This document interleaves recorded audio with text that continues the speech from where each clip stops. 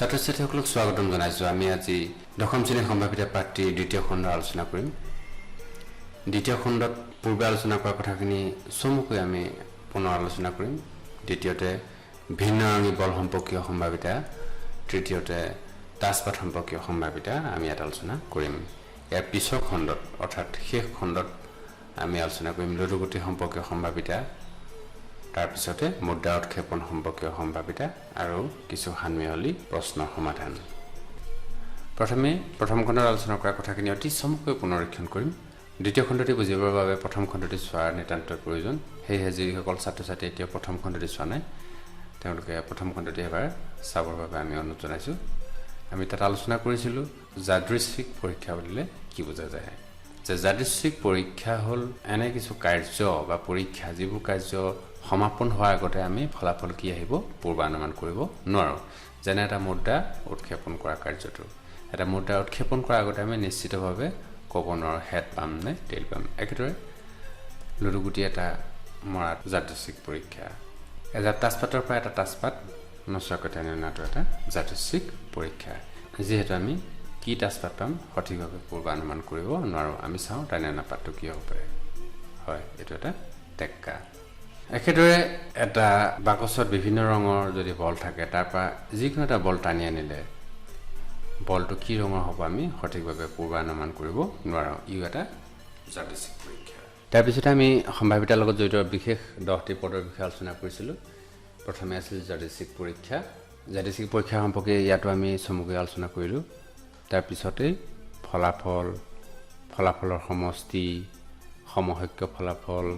ঘটনা, অসম্ভৱ ঘটনা, নিশ্চিত ঘটনা, পূৰক ঘটনা, প্ৰাথমিক ঘটনা আৰু শেষত যৌগিক ঘটনা। তাৰপিছতে আমি মন কৰিবলগীয়া 3টি কথা উল্লেখ কৰিছিলোঁ। প্ৰথমে যদি মুঠ ফলাফলৰ সংখ্যা nটা হয়, ঘটনা ইত থকা ফলাফলৰ সংখ্যা mটা হয়, তেন্তে পূৰক ঘটনাত থকা ফলাফলৰ সংখ্যা হ'ব n-m। অৰ্থাৎ ঘটনা ইত থকা ফলাফলখিনি মুঠ ফলাফলৰ পৰা বিয়োগ কৰি দিলে বাকী থকা ফলাফলখিনি পূৰক ঘটনাত থাকিব।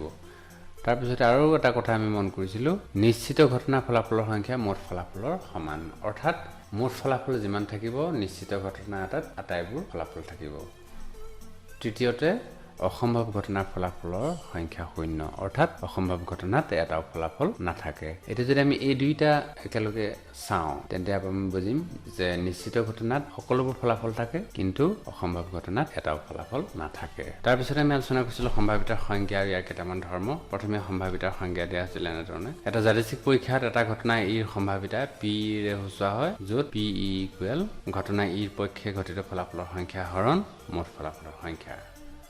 তাৰপিছতে আমি আলোচনা কৰিছিলোঁ অসম্ভৱ ঘটনাৰ সম্ভাৱিতা 0, নিশ্চিত ঘটনাৰ সম্ভাৱিতা 1, যিকোনো ঘটনাৰ সম্ভাৱিতা 0তকৈ ডাঙৰ বা সমান আৰু 1তকৈ সৰু বা সমান। চতুৰ্থতে ঘটনা ইৰ সম্ভাৱিতা যোগ ঘটনা ই নহয় সম্ভাৱিতা ইকুৱেল 1, অৰ্থাৎ pe প্লাছ pe বাৰ ইকুৱেল 1। আৰু শেষত আলোচনা কৰিছিলোঁ আমি এটা যাদৃচ্ছিক পৰীক্ষাৰ সকলোবোৰ প্ৰাথমিক ঘটনাৰ সম্ভাৱিতাৰ সমষ্টি 1, অৰ্থাৎ এটা পৰীক্ষাত যিমানবোৰ প্ৰাথমিক ঘটনা পোৱা যাব প্ৰাথমিক ঘটনাৰ সকলোবোৰ ফলাফল যোগ কৰিলে সম্ভাৱিতাৰ সমষ্টি 1 হয়। অৰ্থাৎ এটা যাদৃচ্ছিক পৰীক্ষাত যিমানবোৰ প্ৰাথমিক ঘটনা পোৱা যাব সেই প্ৰতিটো প্ৰাথমিক ঘটনাৰ সম্ভাৱিতাবোৰ যোগ কৰিলে সদায় সমষ্টিটো 1 হয়। এই সকলোখিনি কথা প্ৰথম খণ্ডৰ ভিডিঅ'টিত আলোচনা কৰা হৈছে। যিসকল ছাত্ৰ-ছাত্ৰী প্ৰথম খণ্ডটি চোৱা নাই বা চোৱাৰ পিছতো বৰ্তমান পাহৰি গৈছে তেওঁলোকে পুনৰবাৰ ভিডিঅ'টি চাই কথাখিনি মনত ৰাখিবলৈ চেষ্টা কৰিব বুলি আমি আশা ৰাখিছোঁ। এতিয়া আমি আজি আলোচনাৰ প্ৰধান বিষয় ভিন্নৰঙী বল সম্পৰ্কীয় সম্ভাৱিতা আলোচনা কৰিম। তাৰপিছতে অতি ইণ্টাৰেষ্টিং তাছপাত সম্পৰ্কীয় সম্ভাৱিতা আলোচনা কৰিম। প্ৰথমে অনুশীলনীৰ পৰা বল সম্পৰ্কীয় এটি প্ৰশ্ন লৈ লৈছোঁ। এটা মোনাত 3টা ৰঙা আৰু 5টা ক'লা ৰঙৰ বল আছে। মোনাটোৰ পৰা যাদৃচ্ছিকভাৱে এটা বল টনা হ'ল। টনা বলটো ৰঙা ৰঙৰ হোৱা আৰু ৰঙা ৰঙৰ নোহোৱাৰ সম্ভাৱিতা কি নিৰ্ণয় কৰিব লাগে। আমি বল 3টা ৰঙা ল'লোঁ আৰু 5টা ক'লা বল ল'লোঁ। এতিয়া আমি মৌখিকভাৱে উত্তৰ দিব পাৰোঁ যে ৰঙা ৰঙৰ হোৱাৰ সম্ভাৱিতা কি হ'ব। ইতিমধ্যে আমি আলোচনা কৰিছিলোঁ যে সপক্ষত থকা ফলাফলৰ সংখ্যাটো ওপৰত লিখিব লাগে আৰু মুঠটো সদায় তলত লিখিব লাগে। গতিকে ৰঙা ৰঙৰ সপক্ষত 3টা আছে, গতিকে 3 ওপৰত লিখিব লাগিব আৰু মুঠ বল আছে ইয়াত 5-3 8টা, গতিকে তলত 8 লিখিব লাগিব। অৰ্থাৎ ৰঙা ৰঙৰ হোৱাৰ সম্ভাৱিতা 3/8 হ'ব। গতিকে সম্ভাৱিত প্ৰশ্নসমূহ আমি মৌখিকভাৱে উত্তৰ দিব পাৰোঁ, তথাপি আমি তলত পদ্ধতিগতভাৱে প্ৰশ্নবোৰ উত্তৰ কৰি দেখুৱাইছোঁ মোনাটোত মুঠ বলৰ সংখ্যা 3 + 5 = 8 ৰঙা ৰঙৰ বল 3টা ৰঙা ৰঙৰ নোহোৱা বলৰ সংখ্যা 5টা এতেকে বলটো ৰঙা ৰঙৰ হোৱাৰ সম্ভাৱিতা সমান ৰঙা ৰঙৰ বলৰ সংখ্যা ওপৰত আৰু তলত মুঠ বলৰ সংখ্যা গতিকে আনসাৰটো হ'ব 3/8 গতিকে অতি সহজ ইয়াৰ পিছতে আমি ৰঙা ৰঙৰ নোহোৱাৰ সম্ভাৱিতা কি হ'ব পাৰে আমি মৌখিকভাৱে ক'বলৈ যত্ন কৰোঁ ৰঙা ৰঙৰ নোহোৱা বল আছে 5টা যেহেতু ৰঙা ৰঙৰ 3টা বাদ দিলে ৰঙা নোহোৱা বল আছে 5টা কোলা বল গতিকে ইয়াত 5/8 হ'ব তথাপি আমি কৰি দেখুৱাইছোঁ বলটো ৰঙা ৰঙৰ নোহোৱাৰ সম্ভাৱিতা ৰঙা ৰঙৰ নোহোৱা বলৰ সংখ্যা হৰণ মুঠ বলৰ ইকুৱেল 5/8 আমি আৰু এটা প্ৰশ্ন লৈ লৈছোঁ বল সম্পৰ্কীয় এটা বাকচত 5টা ৰঙা মাৰ্বল 8টা বগা মাৰ্বল আৰু 4টা সেউজীয়া মাৰ্বল আছে বাকচটোৰ পৰা যিকোনো এটা মাৰ্বল যাদৃচ্ছিকভাৱে লোৱা হ'ল বলটো ৰঙা হোৱা বগা হোৱা আৰু সেউজীয়া নোহোৱাৰ সম্ভাৱিতা নিৰ্ণয় কৰিব লাগে গতিকে আমি মৌখিকভাৱে উত্তৰ দিবলৈ যত্ন কৰোঁচোন মুঠ বল কিমানটা আছে 5 + 8 13 13 + 4 17 গতিকে মুঠ বল আছে 17টা আৰু ৰঙা ৰঙৰ হোৱাৰ সম্ভাৱিতা লাগে গতিকে ৰঙা বল আছে 5টা গতিকে 5/17 হ'ব বগা ৰঙৰ হোৱাৰ সম্ভাৱিতা 8/17 আৰু সেউজীয়া নোহোৱা লাগে আমাক সেউজীয়া নোহোৱা বল হ'ব 5 + 8 = 13টা হ'ব যেহেতু মুঠ বল 17টাৰ পৰা 4টা সেউজীয়া বল বাদ দিলে 13টা সেউজীয়া নোহোৱা বল গতিকে 13/17 হ'ব সেউজীয়া নোহোৱাৰ সম্ভাৱিতা পদ্ধতিগতভাৱে তলত কৰি দেখুৱাইছোঁ গতিকে বলসমূহ আমি ইয়াত দেখুৱাইছোঁ 8টা বগা বল 5টা ৰঙা বল আৰু 4টা সেউজীয়া বল ৰঙা মাৰ্বল আছে 5টা বগা মাৰ্বল 8টা সেউজীয়া মাৰ্বল 4টা গতিকে বাকচটোত থকা মুঠ মাৰ্বলৰ সংখ্যা 17 এতেকে পি ৰঙা মাৰ্বল অৰ্থাৎ ৰঙা ৰঙৰ হোৱাৰ সম্ভাৱিতা ৰঙা মাৰ্বলৰ সংখ্যা হৰণ মুঠ মাৰ্বল গতিকে 5/17 হ'ব একেধৰণে বগা মাৰ্বল হোৱাৰ সম্ভাৱিতা বগা মাৰ্বলৰ সংখ্যা ওপৰত তলত মুঠ মাৰ্বলৰ সংখ্যা গতিকে 8/17 সেউজীয়া ৰঙৰ নোহোৱা মাৰ্বলৰ সংখ্যা হ'ব 17 - 4 = 13 মুঠ মাৰ্বল 17 তাৰ পৰা আমি 4টা সেউজীয়া বাদ দিলে 13টা হ'ব ৰঙা ৰঙৰ নোহোৱা মাৰ্বল গতিকে ৰঙা ৰঙৰ নোহোৱাৰ সম্ভাৱিতা হ'ব পি সেউজীয়া নোহোৱা মাৰ্বলৰ সংখ্যা হৰণ মুঠ মাৰ্বল গতিকে সেউজীয়া নোহোৱা মাৰ্বল আছে 13টা গতিকে 13/17 হ'ব গতিকে অতি সহজ আমি মৌখিকভাৱে সকলো প্ৰশ্নৰ উত্তৰ দিব পাৰোঁ গতিকে আমি বল সম্পৰ্কীয় এইখিনি প্ৰশ্ন আমি সমাধান কৰিলোঁ ছাত্ৰ ছাত্ৰীসকলে বল সম্পৰ্কীয় যিকোনো প্ৰশ্ন নিশ্চয় উত্তৰ দিব পাৰিব এতিয়া আমি আজি আলোচনাৰ শেষ পৰ্যায়ত উপনীত হৈছোঁ তাছপাঠ সম্পৰ্কীয় সম্ভাৱিতা অতি ইণ্টাৰেষ্টিং স্কুলৰ ছাত্ৰ ছাত্ৰীসকলৰ সাধাৰণতে তাছপাঠ সম্পৰ্কে ধাৰণা খুব কম থাকে সেয়েহে আমি প্ৰথমে তাছপাঠ সম্পৰ্কে কিছু ধাৰণা দি ল'বলৈ চেষ্টা কৰিম তাৰপিছত প্ৰশ্নসমূহ অতি সহজে ছাত্ৰ ছাত্ৰীসকলে নিজেই মৌখিকভাৱে উত্তৰ দিব পাৰিব এজাপ তাছপাঠত 52টা কাৰ্ড থাকে অসমীয়াত কাৰ্ডটোক পাত বুলিও কোৱা হয় এই 52টা কাৰ্ডৰ প্ৰত্যেকৰে পিঠিটো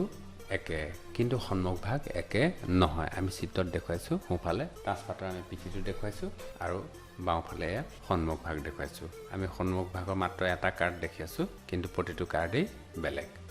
গতিকে আমি বুজি পালোঁ যে এজাপ তাছপাঠত 52টা কাৰ্ড থাকে কেনেকৈ 52টা থাকে আমি পিছত আলোচনা কৰিম গতিকে কাৰ্ডটোৰ এটা সন্মুখ ভাগ থাকে আৰু এটা পিঠি ভাগ থাকে পিঠিবোৰ একে কিন্তু সন্মুখ ভাগ ভিন্ন গতিকে এই সন্মুখ ভাগত কি কি থাকেনো আমি তলত আলোচনা কৰিম এই 52টা কাৰ্ডক মুঠতে 4টা মুঠ ভাগত ভাগ কৰা হৈছে আমি তলত দেখুৱাইছোঁ প্ৰথমটো ভাগক ইস্কাপন বুলি কোৱা হয় ইংৰাজীত যাক স্পেড বুলি কোৱা হয় দ্বিতীয়টো ভাগক আমি চিটন বা ক্লাব বুলি ক'ম তৃতীয়টো ভাগক আমি ৰোহিতন বা ইংৰাজীত ডায়মণ্ড বুলি ক'ম আৰু চতুৰ্থটো ভাগক আমি হৰটন বা হাৰ্ট বুলি ক'ম গতিকে আমি গম পালোঁ যে গোটেই 52টা কাৰ্ডক আমি মুঠতে 4টা ভাগত ভাগ কৰিছোঁ তাৰে 2টা ভাগ হ'ল ক'লা আৰু 2টা ভাগ হ'ল ৰঙা গতিকে প্ৰথমটো ভাগক কোৱা হয় ইস্কাপন ঘোঁৰা ভাষাত কিছুমানে ক'লা আহঁত পাত বুলিও কয় তাৰপিছত চিৰটন ৰোহিতন হৰটন ছাত্ৰ ছাত্ৰীসকলে মনত ৰাখিবলৈ চেষ্টা কৰিব লাগিব যিকোনো ছাত্ৰ ছাত্ৰীয়ে হাৰ্টৰ চিম্বলটো নিশ্চয় চিনি পায় তাছপাঠৰ এই মুঠ 4টা ভাগ আমি মনত ৰাখিব লাগিব ইস্কাপন চিৰটন ৰোহিতন আৰু হৰটন এতিয়া আমি আলোচনা কৰিম যে এই প্ৰতিটো ভাগত কেনেধৰণৰ কাৰ্ড থাকে আমি অলপ পিছতে দেখিবলৈ পাম যে প্ৰতিটো ভাগত 13টাকৈ কাৰ্ড থাকে কি কাৰ্ড থাকে আমি দেখিবলৈ পাম প্ৰথমে আমি চাওঁ ইস্কাপনৰ কি কি কাৰ্ড থাকে প্ৰথমে আমি দেখিলোঁ এক টেক্কা বুলিও কোৱা হয় ইংৰাজী যাক এছ বুলি কোৱা হয় ACES তাৰপিছত কাৰ্ডটো হ'ল 2 3 4 5 6 7 8 9 10 গতিকে 10 লৈকে 2 পৰা 10 লৈকে সংখ্যাত যাব কিন্তু ইয়াৰ পিছত বেলেগ ধৰণৰ কাৰ্ড পাম জে কিউ কে গতিকে এই তিনিটা জে আমি গোলাম বুলি কম আৰু কিউ কুইন বুলি কোৱা হয় ইংৰাজীত অসমীয়াত মেম বুলি কোৱা হয় বা ৰাণী বুলি কোৱা হয় কে কিং বা ৰজা বুলি কোৱা হয় বা সাহাব বুলিও কোৱা হয় গতিকে আমি বুজি পালো যে এটা জাপত 13টা কাৰ্ড থাকে একৰ পৰিৱৰ্তে এ আহে বাকি 2 3 পৰা এনেকে 10 লৈকে আমি কাৰ্ডসমূহ আছে বাকি 11 12 13 এই 13 লৈকে তিনিটা কাৰ্ড 11 12 13 বুলি লিখাৰ পৰিৱৰ্তে জে কিউ কে গোলাম মেম সাহাব বা গোলাম ৰাণী ৰজা বুলি কোৱা হয় গতিকে এই ধৰণে প্ৰতিটো ভাগতে 13টাকৈ কাৰ্ড থাকে আমি দেখিবলৈ পাম স্ক্যাপনতে আমি 13টা কাৰ্ড দেখুৱাইছো একে ধৰণে সিটনত এই 13টা কাৰ্ড দেখুৱালো আৰু ৰোহিতনত এই 13টা কাৰ্ড আৰু হৰটনত 13টা কাৰ্ড তাৰ পিছতে আমি জানিব লাগিব তাছপাত মিহলোৱা বুলিলে কি বুজায় মিহলোৱাটোক আমি ইংৰাজীত যদিও মিক্সিং বুলি কওঁ কিন্তু ইয়াত তাছপাত মিহলোৱাটোক আমি সাফলিং বুলি কম বা আমি সাফল কৰা বুলি কওঁ তাছপাত মিহলোৱাটো এটা অতি প্ৰয়োজনীয় কথা যিহেতু যিকোনো তাছ খেলত তাছপাতবোৰ সিৰিয়েল হৈ থকাটো নিয়ম বহিৰ্ভূত সেইকাৰণে তাছপাতবোৰ সদায় আমি মিহলাব লাগিব যাতে কোনটো কাৰ্ড ক'ত আছে আমি অনুমান কৰিব নোৱাৰো হেহে তাছপাত সাফলিং কৰা বা তাছপাত মিহলোৱাটো এটা অতি ইম্পৰ্টেন্ট কথা তাছপাতবোৰ কেনেকৈ মিহলোৱা হয় আমি তলত দেখুৱাম তাছপাতখিনি দুটা ভাগ কৰি লৈ দুখন হাতে এটা বিশেষ টেকনিকত দেখুওৱা ধৰণে মিহলোৱা হয় সাফল কৰা এজাপ কাৰ্ডৰ পৰা যিকোনো এটা আমি কাৰ্ড ললে কাৰ্ডটো কি হ'ব কেতিয়াও অনুমান কৰিব নোৱাৰো আমি যদি চাওঁ আমি তাছপাত জাপৰ পৰা এটা কাৰ্ড ললো গতিকে এই কাৰ্ডটো কি হ'ব পাৰে আমি অনুমান কৰিব পাৰিমনে নিশ্চয় নোৱাৰো আমি কি কাৰ্ড হ'ব পাৰে আমি চাওঁ ইয়াত ৰাণী হৈছে একেধৰণে আমি আৰু এটা পাত্তা নিচাওঁ মাজৰ পৰা কি হ'ব পাৰে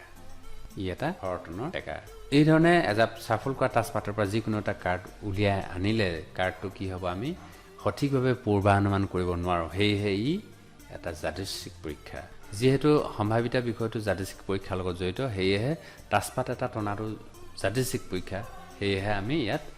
তাছপাত সম্পৰ্কীয় কিছু প্ৰশ্ন আমি কৰিবলৈ পাম তাছপাত সম্পৰ্কীয় প্ৰশ্ন সমাধান কৰিবলৈ যোৱাৰ আগতে আমি আৰু দুটামান কথা সঠিকভাৱে মনত ৰাখিব লাগিব ইয়াত দেখুৱাইছো প্ৰথমে স্ক্যাপনৰ পাঠখিনি তাৰ পিছত সিটন ৰোহিতন হৰটন